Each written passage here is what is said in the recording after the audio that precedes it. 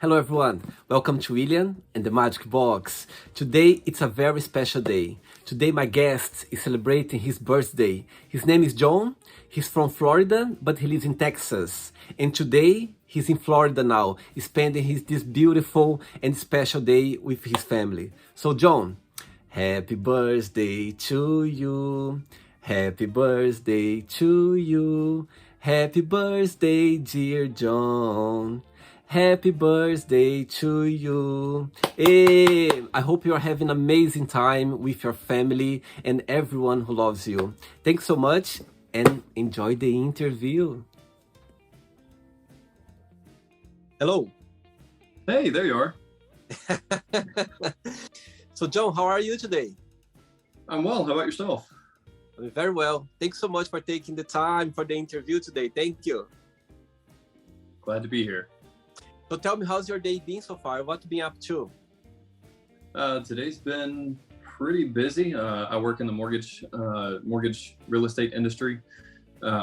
So lending, supporting the company that I work for. Contrary to a lot of other companies in the U.S. markets, we're staying pretty steady. So yeah, it's been a relatively busy day, but busy is better than not. So absolutely. Thanks for fit me in your schedule. Well, like we were saying earlier in the week, I cut out the time for today. So amazing. Thank you very much. And so where do you live? Where are you from? I live in Austin, Texas, but originally from Florida. So had to represent with some some tropical wear. And why the move from Florida to Texas?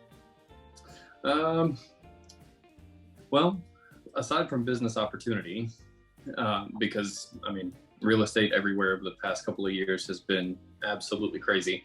I've actually found love through the pandemic. So my better half works for an organization that's based in Austin, and it's pretty difficult to move because he has to be here in person. So because my job is a little more portable, I guess you could say, I made a jump over. My God, imagine how lucky you are. You met the love of your life during pandemic. Oh my God. Mm-hmm. It's been an eventful couple of years. So. Oh wow, amazing, amazing. And how long have you been living in Austin for, in Texas? Just about a year and a half now. And what do you like the most so far? Living there. Is it? The food. So in the States, there's a term called Tex-Mex that a lot of people use, referring to, you know, the Spanish cuisine of Mexico and its migration into the United States. And you can't get more authentic Tex-Mex than actually in Texas.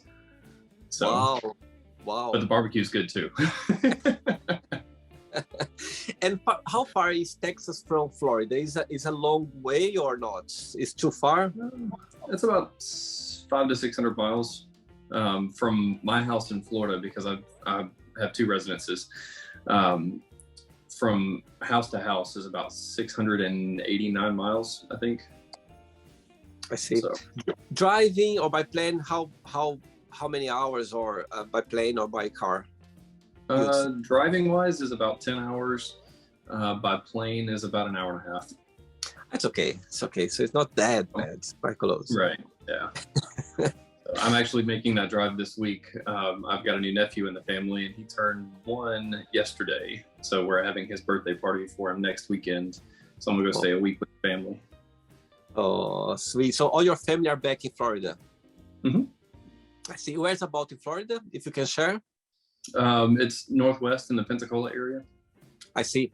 I'm asking that because I was working for a Disney Cruise Line, and I was based in Port Canaveral. Oh, cool. Very cool. So it was like a short contract. I was 3 months and a half, but it was amazing experience and very hot. Oh my God.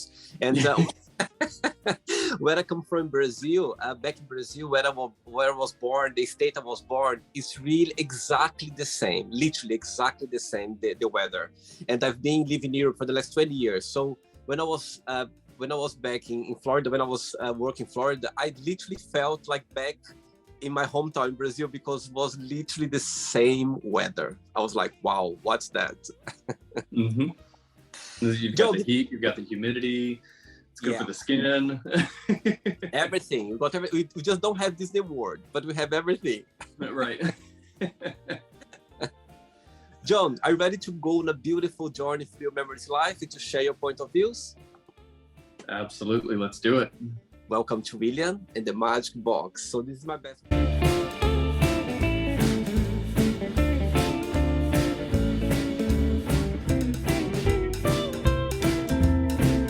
Full of random fun questions, okay? I'm just gonna play a song now just for us to move a little bit before the first question. Let's do it. Okay, John, before we start the game, through the journey, if comes up a question that you don't want to talk about for some reason, you don't want to answer, I always can change, okay? All very friendly. Okay. Let's start. I think this one maybe is going to be tricky. I might change it because you're already in a relationship. But what makes you most uncomfortable about dating? Or let's say in the past, before you start a relationship? That one's pretty easy. It's the constant getting to know somebody repeatedly. What's your favorite color? What's your, which side of the bed do you sleep on? Do you leave dishes in the sink? Do you put them in the dishwasher? Kind of thing. So it's like that constant repeated, like there was a movie in the States called 50 First Dates. And it was a really cute love story because it was about an older lady that had Alzheimer's, and her husband was there for her through the entire journey. But from a younger perspective, it's very taxing to constantly get to know somebody new, every year, every other year, every 3, 5, 10 years or whatever. So, it's nice to be able to settle down with somebody and, start growing that life and that organicness. Saying that, John, in your opinion, what's the worst thing someone can say on a first date? Ooh, that's a good question. I guess not necessarily one of the worst things because it's efficient. And I am a big believer in efficiency, but also being respectful. But in the LGBTQ community, one of the off-putting questions on a first date is discussions about, a sexual nature and, preferences along those lines. So, let's get to know each other first. Let's get to know our names. Let's get to know, do you like to drive around in the car? Do you like to go over picnics? Like, ask me something along those lines. Not, hey, you want to go back to the bedroom? No, I don't. No, you said something very interesting because it's so true. Because sometimes when you go on a date, like an LGBT community, you already can go in this pressure because you don't know if the person gonna be straightforward with those personal questions. Sometimes you can miss opportunity to meet someone really nice and to get to know someone really you can connect it. But just because you already came with those very direct questions, it can block straight away and not gonna go anywhere. So I think it's a must know not doing in a first date for sure. Next one, let's do it. Next question for you is, would you ever get a tattoo and what that would be? I actually already have a tattoo, but it is just one. It's an EKG line that's on the left side of my chest. And it's a family memorial. A lot of people ask me all the time, John, what do you do for work? Do you work in the medical industry? No, I actually work in finance. And they ask me, well, why do you have that specific tattoo? It's because we're only one heartbeat away. And I've lost several family members over the last 10 years. And not to get too heavy, but it does carry a lot of weight. So every time I get up in the morning, every time I look in the mirror, it doesn't matter if it's a mirror at the gym and I'm changing in the locker room, or if it's, here at the house or whatever, we're only one heartbeat away. So, any interaction that you have, try and make it a positively impactful one. kindness, courtesy, but we're only one heartbeat away. So make every single one count. And how old is your tattoo? How long have you had it for? I've had it for 4 years now. 4 years. Would be okay for you to show or not? It's too personal. It's No, I personal. don't mind. If you can say something can you describe for me, or can you describe when you show it? Yeah, it's just a standard EKG line. So I wanted to get my heartbeat done, or a family member's heartbeat done, but it's just a standard EKG line of one singular heartbeat. So it's representative of that we're only one heartbeat away. So make every single one count. My God, it's very creative. Like the message behind, I really like it. My goodness. You're just giving ideas now for the whole world. I'm giving all my secrets away. Imagine people sending message to you. Oh my God, I got this tattoo because of you. Oh my God, this tattoo is amazing. That's a really nice message, John. I really like it. My God, the message behind, and it's very discreet. It's very simple. You know what I mean? And of course, it's close to your heart. Amazing. Wow, very nice, very good. Which a funny story about that, like when a lot of people, whenever they get tattoos, I've heard that it's a kind of a love-hate relationship type thing. So as I was getting mine, I don't do very well with needles. I'm okay with doctors and them taking care of their professions and love and respect to everybody. But I personally don't do well with needles. So even that simple little line, even a guy of my caliber, 6'4", over 200 pounds, works out every day. The artist had to stop halfway through because I was getting lightheaded. Oh dear, actually that's one of the reasons that I never got a tattoo, because I'm so scared as well of the pain, and you know what I mean. But actually the older I get, I start considering, you know what I mean. When I see people expressing themselves for some reason, or because there's so many unique tattoos like yours, you know what I mean? There's so many around. When I see people with tattoos, and I'm like, oh my God, that's so interesting. But I would start with something very little, something very discreet as well for me, you know what I mean? Because I'm so scared as well. I'll be like you. I'll be like, oh my God, I'll be like jumping all the time. Every needle, like I'll be like, oh. Anyway, good one. Thanks for sharing. I think it's beautiful. I think it's beautiful, your gesture, and for sure you will remember always. It's in a place where you're gonna look every single day. Very good. Very sweet. Next question. Before the next one, tell me what do you like the most about your job? What's the most interesting part of it? And of course, there's always a challenging part. What that would be? The easier start is the challenging part, and it's because of the level of detail that is required. So as a mortgage loan originator, I work with various people across the nation in a business-to-business capacity, as well as working directly with the general population and the general public, and being able to explain the reasons why, the underwriter said I need this document. Why do you need that document? What bearing does it have on the purchase of my home? I'm buying a house. What's the reason for that? So one of the challenging aspects is explaining and bringing people around to understand what the aspects or what the reasonings behind certain documentation requirements are, or why guidelines are written the way that they're written.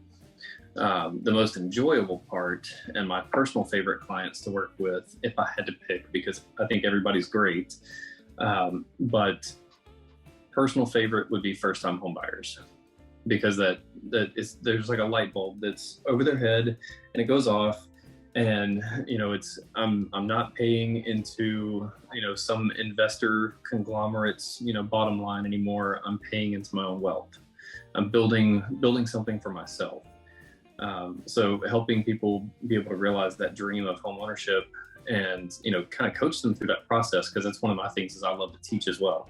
I've never done it professionally, but I do love to educate. I love to explain points of view and whatnot. So first-time home buyers, they're soaking up knowledge and information from, point A to point Z throughout the entire process. And it's really, really rewarding at the end of the process to see them, that huge smile whenever they get, keys, in their house. I remember when I bought my first house, I walked through it and it was really cheesy, but I walked through my house and I just looked at each wall and I'm like, that's my sheetrock. That's my stove. That's my sink. That's my refrigerator. It's so true. And imagine, because those people, they are buying their first home. Imagine they are shining with the experience. Imagine the excitement about it. That they feel so proud of themselves that they are giving this step. You know what I mean?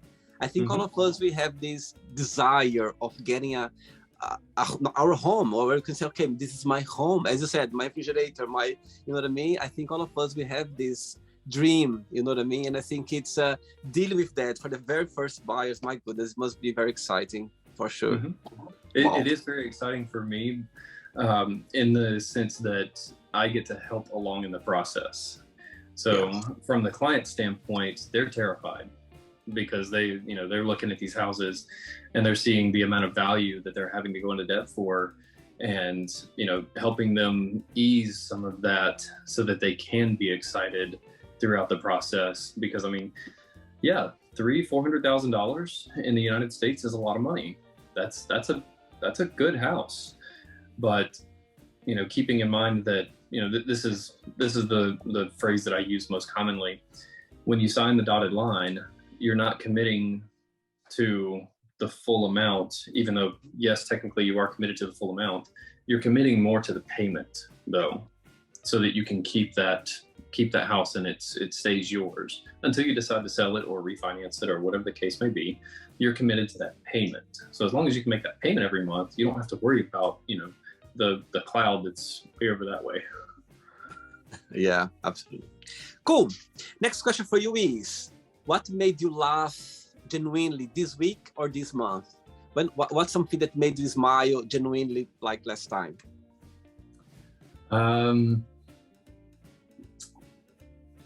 So some friends and I have gotten together from different aspects or different corners of Austin, Texas.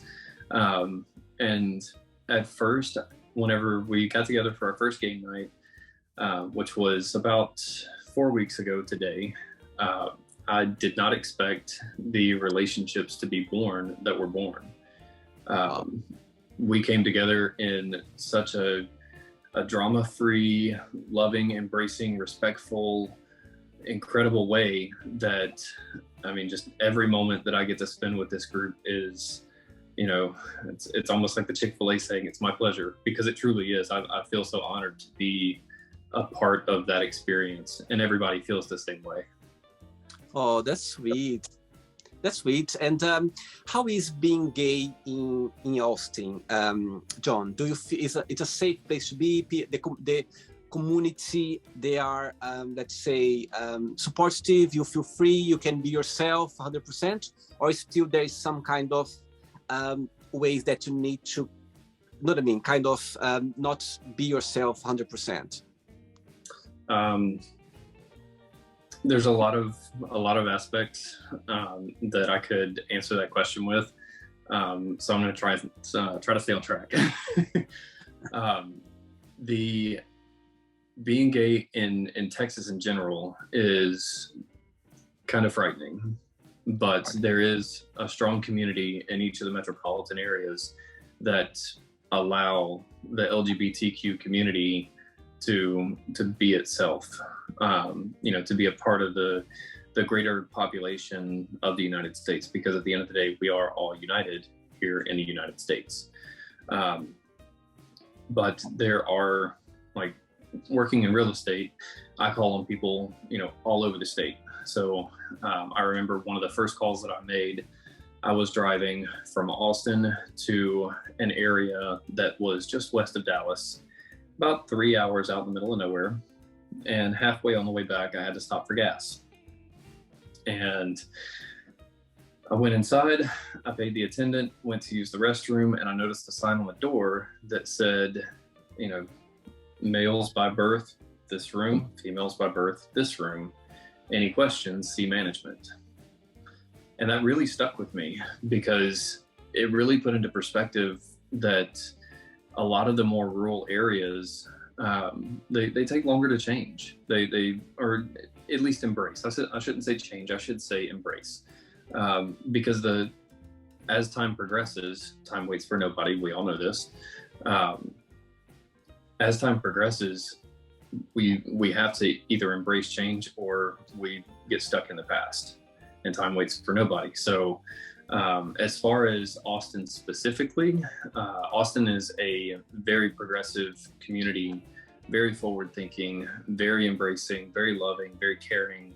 I can't say that I've met anybody here yet that doesn't greet you with a smile or hello or a handshake, health permitting. But I mean, it's a truly great place to be. But venturing out into some of the rural areas outside of the city, that's where we tend to find some of those. I want to say this in the most respectful way possible, but stagnant mindsets. My God, I never thought about that, about the restaurants, like male birth and female birth. My goodness, that's something. I'm glad that we talk about that, because wow, that's impressive in a negative way. How can you know what I mean? Like embrace something so strongly, you know what I mean? Like putting this there. Wow. Anyway, I think as you said, I think nowadays still there a lot to catch up, you know what I mean, regarding that. But I think we are going the right direction. I feel that somehow the world it's improving. People, they are opening their minds somehow, you know what I mean. I think with technology and also social media, it's exposed right there. Even those people, they don't want to see it. It's impossible not to see anymore. It's impossible not to avoid anymore, because our voice is getting louder and louder. And I think it's more. It's a matter of time, I believe, you know what I mean, John. I think it's a matter of time. There is going to be one point, maybe not going to be here, maybe not going to be here, but I think there's going to be one point that we're never going to experience something like that you did, you know what I mean, seeing this sign on the door. Wow, you just made my day. I learned something that I never not learned, but I'm a bit in shock, like that you still can see something like that. Anyway. Well, and that's where, embracing different cultures and not forgetting our brothers and sisters across the aisle. That's a phrase that we use in the States a lot, is across the aisle, because of the bipartisan government that we have.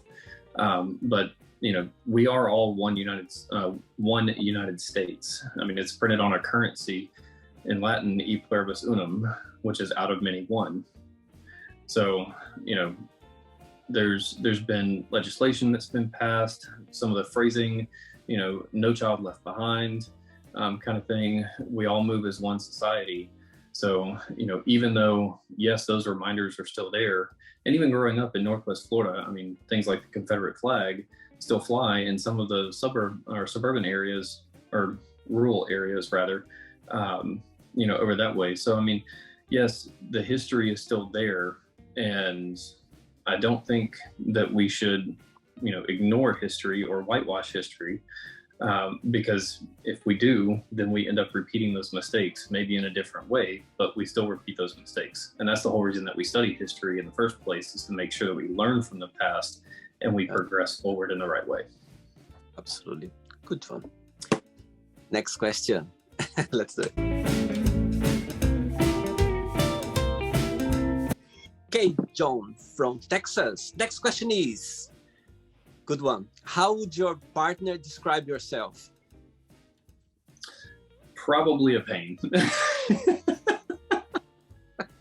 And I mean that in the best way possible. But in the position that I work in, and generally how I live my life, I keep a very high standard of myself, and with forgiving in mind, I try to keep forgiving in mind, but I do keep a pretty high standard of those around me as well.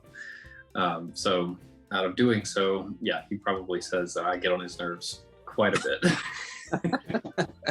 Saying that, what's the biggest difference between both of you, and what's the biggest similarity?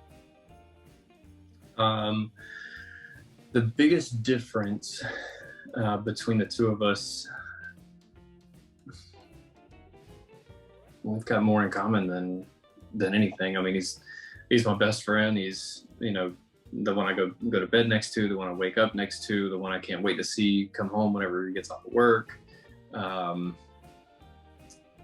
I guess one of the biggest differences is our work, because his work has him on the road quite a bit, and my work keeps me pretty centrally located, because I work remotely. I work from home. Every once in a while, you know, every other week or so, I make it a point to go and visit my referral partners. But when he works in sports medicine, so whenever his team travels, they travel, you know, nationally usually. So it's a pretty big organization that he works for. So difference-wise would be work, and mainly because it keeps us apart at times for really months at a time. Like he'll be gone. He'll leave out on a Thursday and come back on a Monday, and we'll have Tuesday and Wednesday together. And then that Thursday, he's back out on the road again. So, I mean, they keep him pretty busy, but he's a very valuable part of their team. So, similarity wise, we're both gearheads. We love cars. We love being outdoors. I mean, just anything but sitting in front of a TV, unless, you know, that's the only option that's available. I think sometimes being away of each other for a day or something, it's a kind of, it's kind of keep the flame, you know what I mean, all the time. I think it's nice to give space and come back, and you always like missing each other, you know what I mean. It's a great way as well, for sure. I think it counts for the relationship. It's a plus, I believe. It's definitely a balance, you know, because it's one of those things where, you know, yeah, you spend time apart, you have more things to talk about whenever you do come together.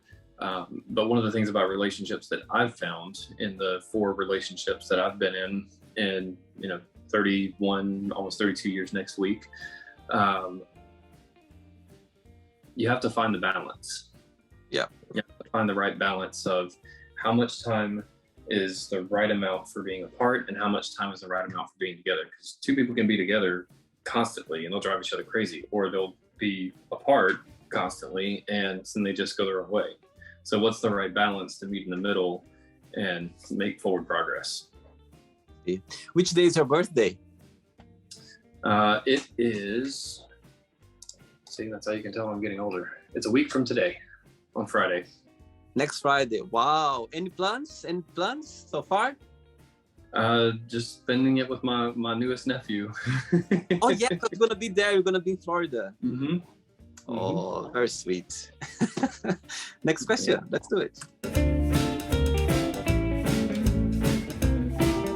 Okay, next question is, talking about family, if you could spend an entire day with a family member, who that would be and why?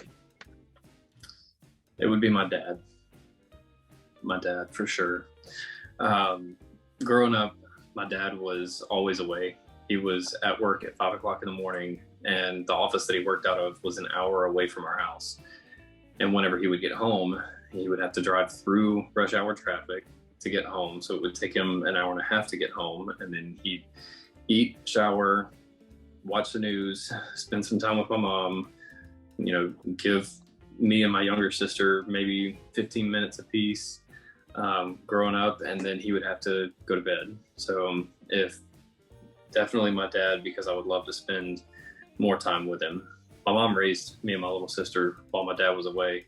So, you know, weekends come around, it's all the honeydew projects and, you know, the grass has got to be cut and this, that, and the other. So, yeah. And for you, growing up as a gay boy, did you have the support of your family? How was the approach regarding that, if you can share? My journey to this point in life has been, a lot of people find it very intriguing whenever I do talk about it. Are you okay to talk about, by the way? Are you okay? No, I don't mind. I don't mind at all. Okay. I don't want to, like I was saying a minute ago, I don't want to whitewash anything, but I will allude to one event that happened in my hometown but it is pretty graphic, so I'm going to keep it a little bit censored. There was a situation where there was a younger gentleman that would dress himself in female clothing. And the area that I grew up in was pretty rural. It was pretty far outside metropolitan areas. I mean, my family has, I want to say, close to 100 acres of land in the area that I grew up. So most of it's wooded. We didn't really spend a whole lot of time out in the woods or anything, but the community was where this other young gentleman was also located. And it really put a strong fear in me of what people in general are capable of, because it can be pretty frightening whenever, you know, your beliefs get challenged, or you know, what you think is right is challenged. So it makes things pretty uncomfortable. So to keep that side of stuff kind of censored a little bit, there were a group of people that spent some time with this gentleman, not in the most friendly way, and they left from a place together, and only some of them came back. So that put a really strong fear in me about that. So I didn't have any support from family growing up because I didn't allow them the opportunity to support me. So after my first relationship, that, I mean, really and truly, I'm sure my mom knew, but I never came out and said anything about it. It was just a friend, a perpetual friend, which went on for about 5 years. And then my second relationship, when that one ended, I was a complete mess. I came home, I had big crocodile tears. It was rough because I really, really liked that person. And so that's when I told my mom, and everything just kind of came out all at one time. And her response, I will remember, and the look on her face, I will remember forever, because she looked at me and she was upset with me, but not for the reasons that you might think. She was upset with me because she thought, or she knew that she loved me just the same. Did not make a difference to her. She was upset with me because I was too afraid to approach her about it. Wow. And her statement to me at the time was, do you agree with every decision that I make? And I said no. And she asked me, she said, I don't agree with every decision that you make, but that's what makes us human. And we learn to live together and we love each other. And that has stuck with me for years. But that wasn't until I was 24, I believe, at the time. Mm-hmm. So my adolescent years, all through grade school, all through college, it was a time of, okay, this is what my family knows about me, and this is what, you know, it was very compartmentalized, I should say. So certain people knew me for me, and then others that I was not comfortable with knowing did not know. Wow, that's beautiful. That's a beautiful approach from your mom. Saying that, John, do you think deep inside she knew that you were gay or not? What do you think? I think she knew. Okay. I think the mother's intuition, you know, they know their kids. I was about to say that. I think every parent, but even our mom, I think the bond is so strong that sometimes they know us better than ourselves. Do you know what I mean? I think sometimes they know, and actually I believe as well. I think every mom, they know their child. Sometimes they don't want to think about, or they just don't want to, you know what I mean, digest the information. They just want to let things go with the flow. But deep inside, it's something there. It's something there telling them, the voice there. Okay, it's something, you know what I mean? It's something happening with their child, because it's their child. It comes from them. I think the connection is so strong that they can feel somehow. I strongly believe that as well. Interesting. Next question, ready? Let's do it. Let's do it. Right, but before the next question, John, in your opinion, of course, with the COVID crisis, yeah, and what's the biggest positive impact that brought to the real estate business overall, in your opinion? And what's the most negative one, if there is any?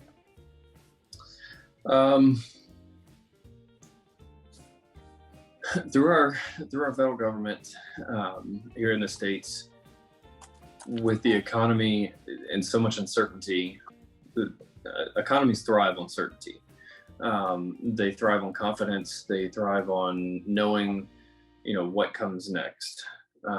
So if there is something, that's good happening, it bolsters the economy. If they know that something is bad or something bad is coming, it kind of braces itself in a way.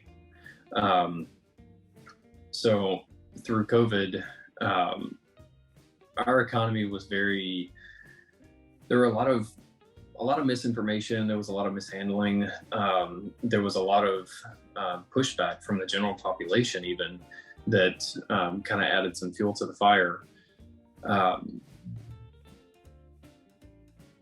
In that process, and in our federal government's efforts to keep things stable, so we didn't immediately, fall into a recession or, completely fall apart or anything like that. They lowered interest rates. They made borrowing money a lot less expensive. And we're seeing a lot of market correction for that right now.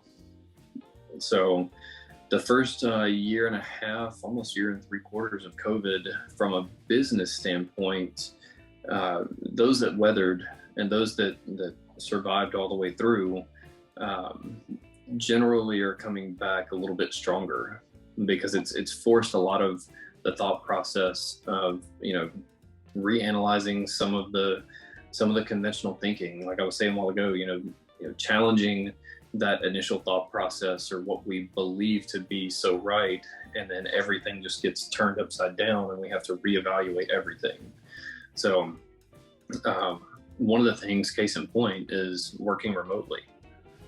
A lot of companies have a lot of overhead expenses whenever it comes to like office buildings and workspace and collaboration and whatnot. But it forced a lot of companies to reevaluate that thought process of, do we need these millions of square feet of office space when, you're overseas right now? We have a whole ocean between us, and we're having this interview, and it's almost like we're sitting across the room from each other.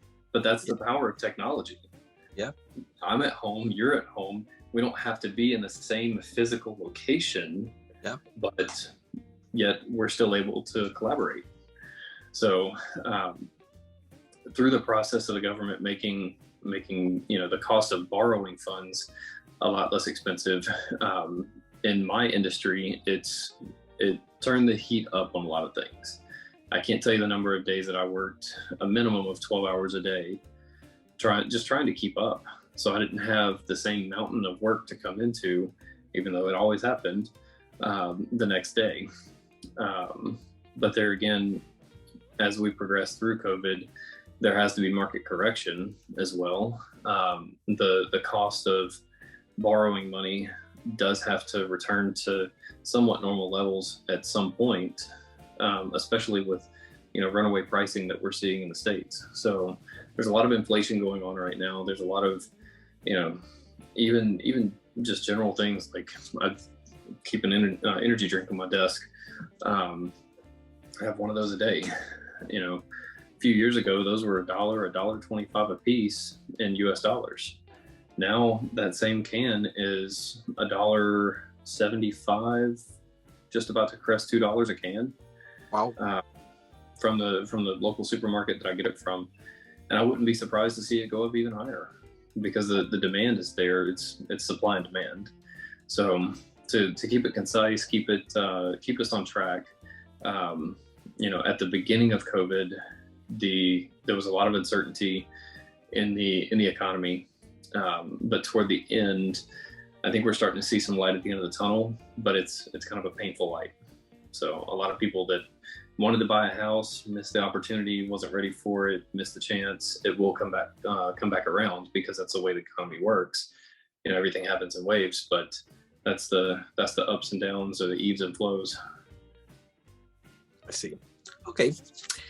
Next question is, where do you see yourself in 5 years' time? On top of the world. Managing all the properties around. I wish. No, in 5 years, it's been a childhood dream of mine. One, to be a pilot, an airline pilot, but two, to own my own business. It would be amazing if I was able to combine the two, but there's no way I could compete with the big airlines. So I would be ignorant to think that I could. But no, it's getting my pilot's license, becoming a pilot, working in the aviation industry. It's been a childhood dream of mine, but I think a more realistic goal right now for the next 5 years would be owning my own business. So eventually I will be rolling out after all the market correction happens, after all of the different aspects of economic changes and we get back to some sense of normalcy. I think I'm going to be rolling out my own brand. Actually, let me correct that statement, because I think implies there's a chance of failure.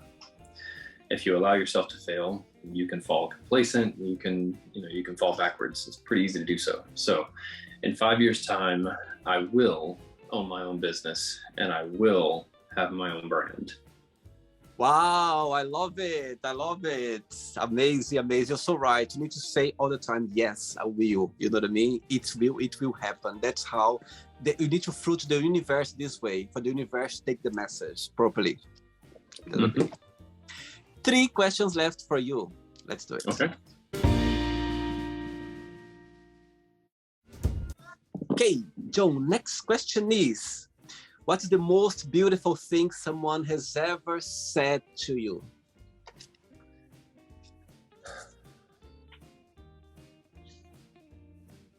The most beautiful thing somebody has ever said to me. I'm actually going to partially borrow this from a friend of mine in New York. It's the phrase, I love you, but it's because of what it means. A lot of people have the belief that I love you is a reserved phrase, but nowhere in the history of text does it say that I can only say I love you to one person. And it kind of feeds into, the mentality of love is love around the world. That, if hate is not something that is inherent in our nature, love is. So spreading love, reminding somebody that they're cared for, and hearing that people care for me and my well-being and, my mental state and my physical, well-being and whatnot. It's very endearing, but it's also very comforting to hear somebody tell me that. So I've been very fortunate through life to have a pretty vast nationwide friend group. I've got friends in Miami, I've got friends in California, all the way up to New York and Maine. And one time I had some friends over in Washington before they moved, Washington State, rather. So all the 4 corners of the United States. But I love each and every one of them, and I know that they love me as well. And hearing them say that it's reassuring. And when they mean it, you feel it when somebody says I love you. You just feel it when it comes from the genuine place. Literally, you feel it.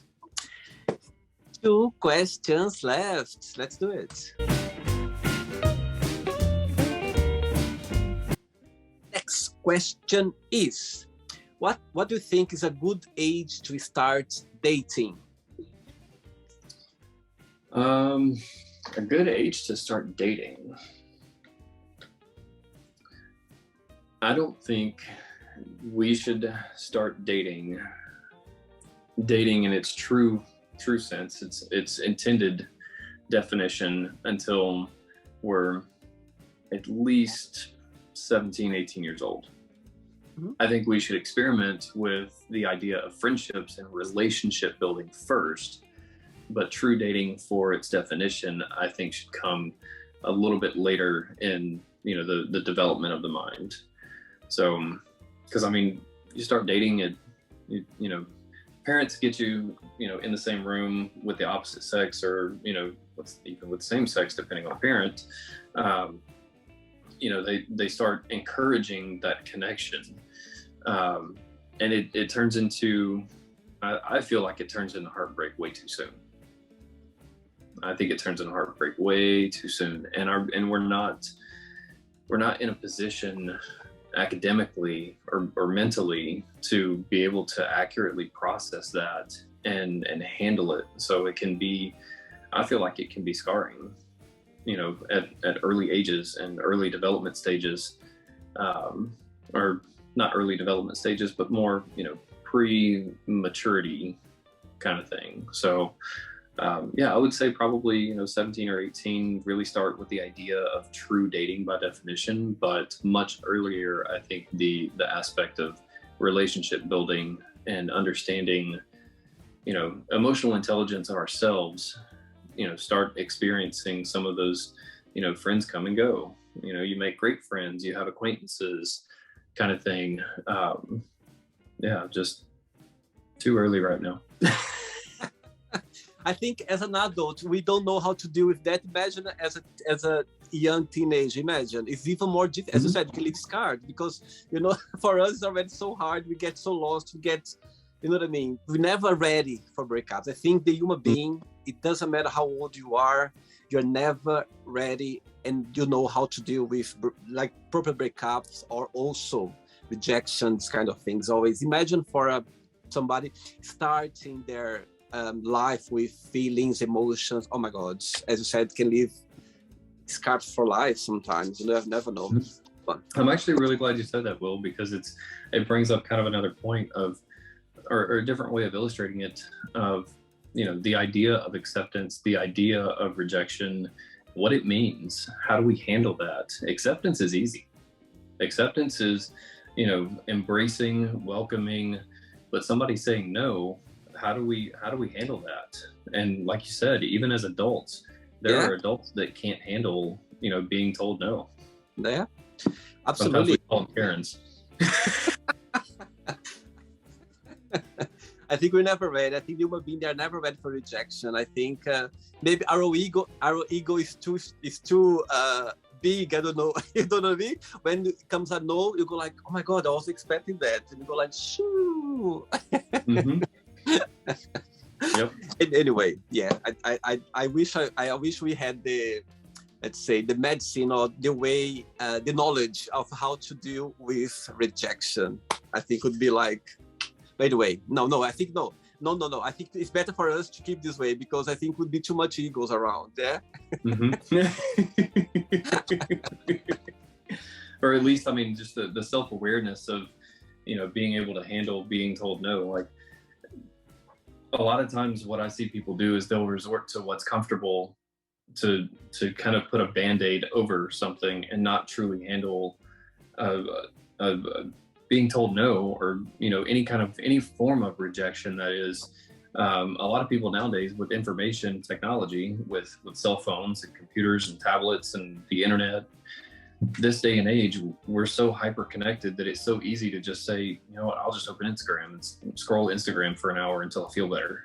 And it's just a Band-Aid. It's not truly evaluating how you felt about something and going through the process of it. So there was a TikTok that I saw the other day that was a middle-aged woman, and she wanted to rent a boat. And the attendant at the rental place said, "I'm sorry, ma'am, we don't have any." And the lady said, "Well, I see so many of them outside. Why can't I just rent one of those?" And she threw a complete temper tantrum about it. But those were private boats, so those are private yachts, and she wanted to rent one. But the attendant at the rental place didn't have any that she could rent out, and she just couldn't take no for an answer. So, wow. Yeah. Okay, anyway, go ahead. If I had another hour here, I would tell you so many experience. I had experience nowadays when I I had rejected for some reason, something happened to me, I laugh about it. I go like, oh my God, yes, it's good to have no sometimes. But I laugh about, but deep inside, I'm like, like this, yeah, with myself. It's difficult. Ready for the last one? Let's do it. Last question.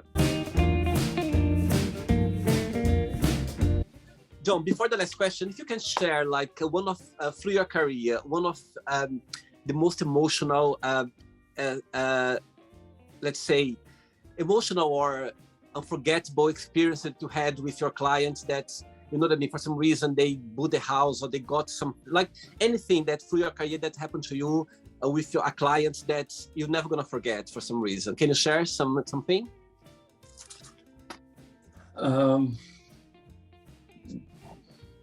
I can, it's really every time.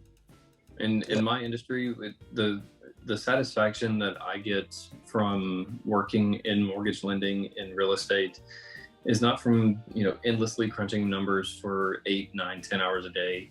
It's not from, requesting documents and arguing with an appraiser or, whatever the case is, because they submit a report and it's got things wrong on it and they are unwilling to change it. It's nothing along those lines. It's absolutely that final moment when that client signs their paperwork and they question everything, and they get their keys to their first house, and the amount of pride, the amount of joy, the amount of just overwhelming sense of accomplishment, it just radiates from them in all directions. You can feel that aura emanate from their body. It's in their smile, it's in their eyes, it's in their attentiveness, it's their body language, the whole 9 yards. It's such a magical thing to be a part of. So amazing. Very good.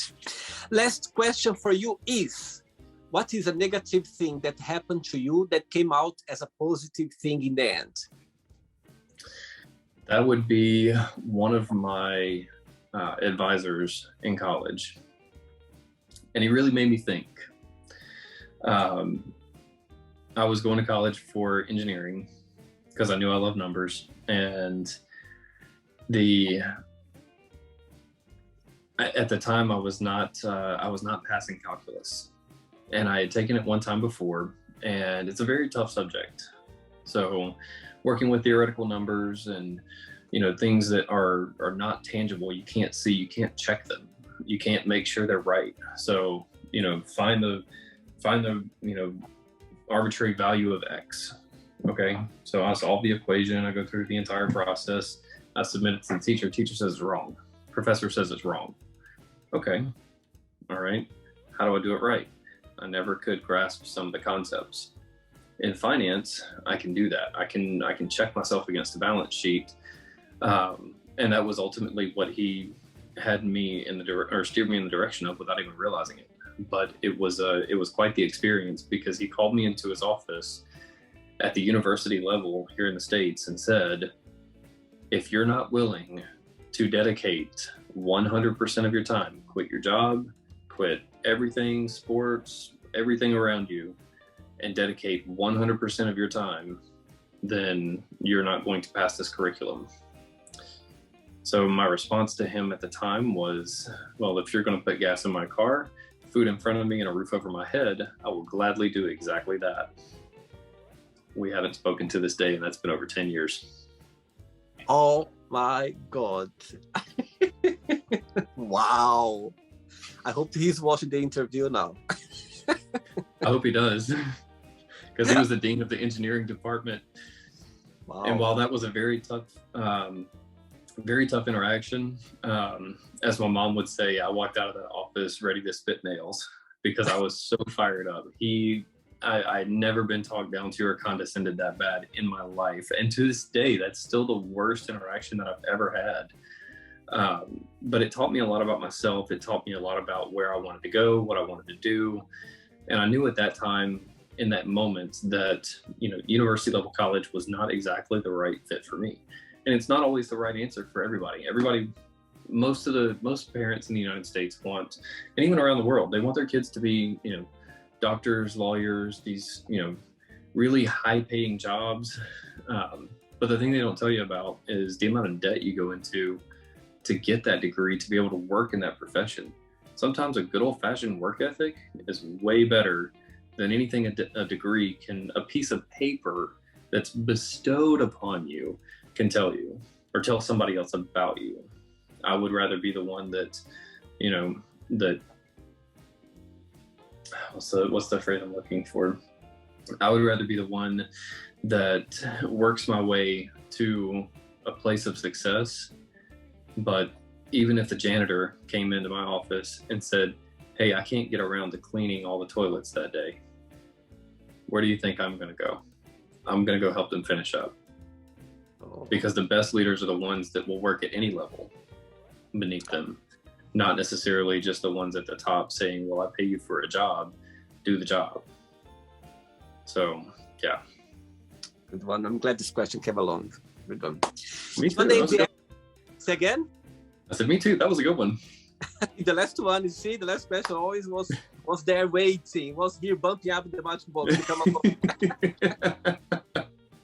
Right, it's not the end yet. Let's play now the word association game, okay? I'm going to give away some words. Just tell one word that comes to your mind. Quick thinking, okay? Okay.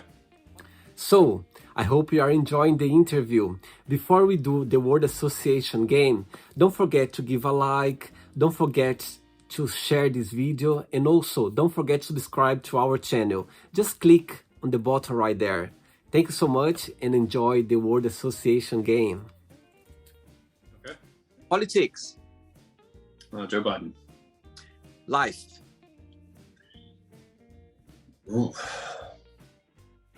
Let's circle back to that one. Let's rapid fire. Okay. Love. My partner.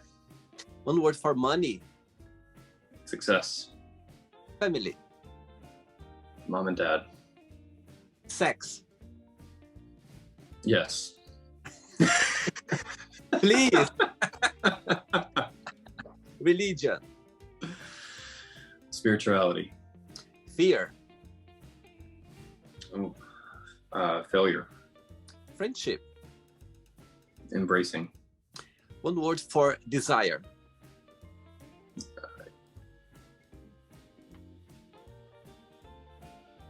Longing. Regrets. Don't have those. Success. I have those. I'm joking.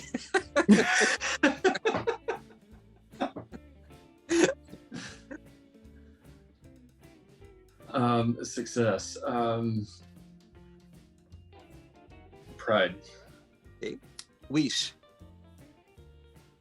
Genie. I'm a genie in the bottle. Happiness. Smiling. One word for Florida. Palm trees. 2 words, but. Okay. One word for Texas. Barbecue. Of course. One word.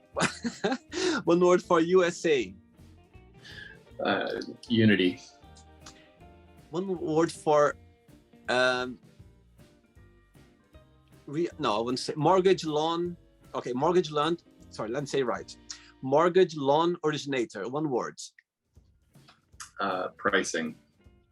Because that's what it comes down to.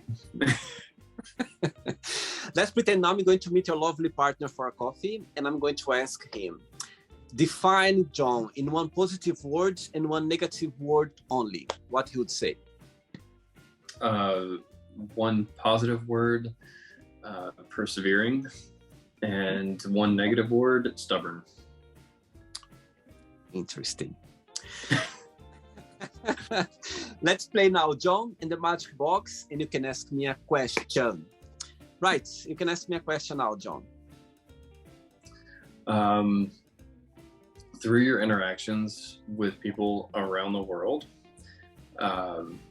what would you say is your most rewarding takeaway from all of your interactions? Beautiful question. Beautiful question. Every interview, actually, I'm gonna hit next month 700 interviews on the show so far. My goodness, 700. I can imagine. My goodness, it's crazy. through those 700 interviews, over 700 actually,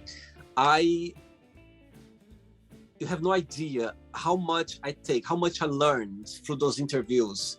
For example, with you now, with this story you told me about the facilities where it was written, born female, born, you have no idea. Every interviews, I learn something new. I get something for my personal life. I see, and also as well, we have our point of views. We have our way of, of opinions, and we embrace it. You have no idea, John, through those interviews, how my mind opened as well for some topics that for me was a bit not understanding. I was not educated, let's say, as well.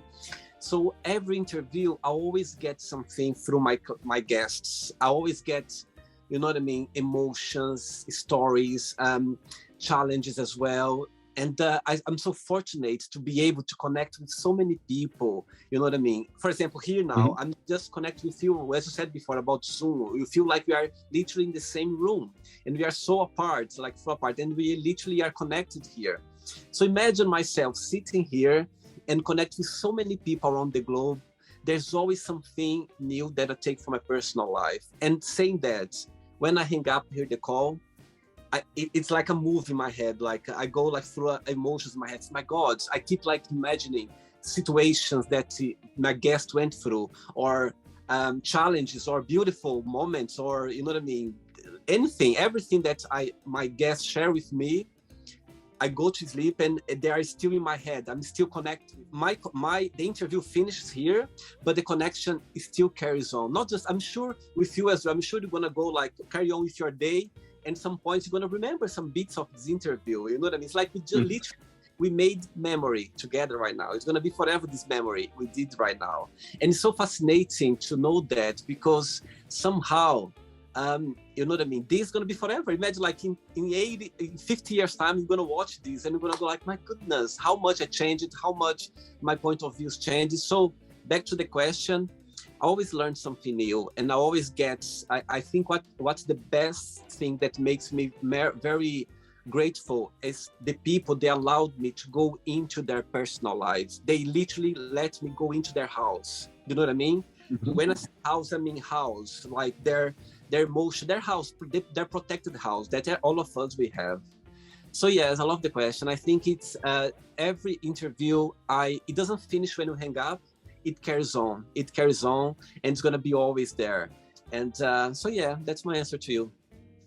Well, thank you. It's insightful. It's impactful. And I very much appreciate everyone that's willing to share that inner sanctum with you, just as I've done here today. It's a very, very interesting set of questions that come from the Magic Box. So thank you for letting me be part of the show and part of the interview.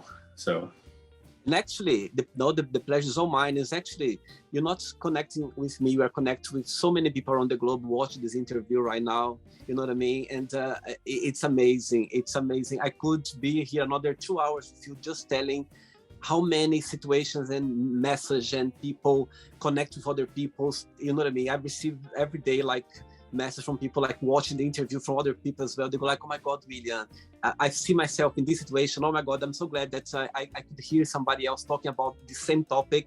So you have no idea, John. It's a magical, let's say, project that people, they just, you know what I mean, connect with each other. But before the Magic Box.